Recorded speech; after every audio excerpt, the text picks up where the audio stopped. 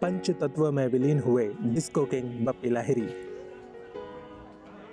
हमेशा के लिए उन्होंने अपने परिवार, दोस्तों और फैंस को अलविदा कह दिया। मुंबई के पवन हंस शमशान गृह में हुआ उनका अंतिम संस्कार वैदिक मंत्रोच्चार और पूरे विधि विधान से किया गया। बेटे बप्पा ने पिता को मुखाग्नि दी और नम आंखों से अलविदा कहा।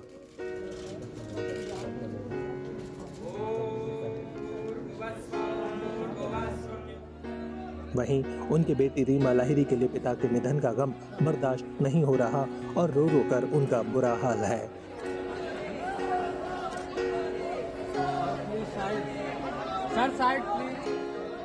पिता को आखिरी बार अलविदा कहते हुए बेटी फूट फूट कर रोई और परिवार के लोग उन्हें संभालते दिखे। शमशान में अपने नजदीक रिश्तेदारों से लिपट कर रोती दिखी रीमा। बेटी को यकीन नहीं हो रहा कि उनके पिता अब इस दुनिया में नहीं रहे। अंतिम संस्कार के वक्त बप्पी दा, उनका पूरा परिवार पवन हंस शमशान गृह में मौजूद था।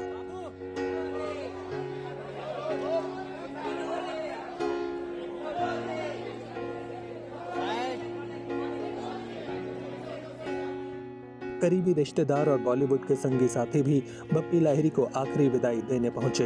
बॉलीवुड के कई सितारे भी उनके अंतिम संस्कार पर पहुंचे। शक्ति कपूर भी दुख की इस घड़ी में बप्पी दा के परिवार के साथ दिखे। वो भी उन्हें अंतिम विदाई देने पहुंचे। बप्पी लाहिरी की अंतिम यात्रा उनके निवास लाहिरी हाउस से जब शुरू हुई तो परिजनों की आंखों में आंसू आ गए। फूलों से सजे ट्रक पर बप्पी दा आखिरी सफर पर निकले।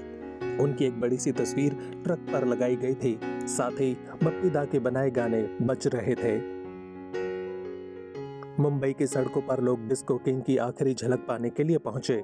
वहीं उनकी अंतिम यात्रा में अलका याग्निक, रूपाली गांगुली, सुनील पाल जैसे सेलिब्रिटीज शामिल थे।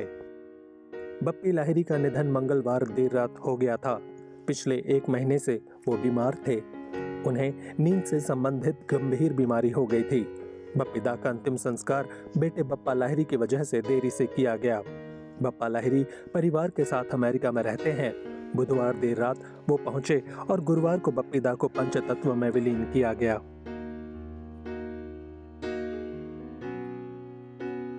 बप्पी दा के जाने से संगीत के एक युग का अंत हुआ है। 40 सालों तक उन्होंने बॉलीवुड को एक से बढ़कर एक गाने दिए। 80 के दशक में तो उनका जादू लोगों के सिर चढ़कर बोला और वो नंबर 1 म्यूजिक डायरेक्टर थे। उनके डिस्को गानों ने संगीत की दुनिया में अलग क्रांति लाई थी। बप्पी दा भले ही चले गए हैं, लेकिन अपनी जादुई संगीत की वजह से हमेशा अमर रहेंगे।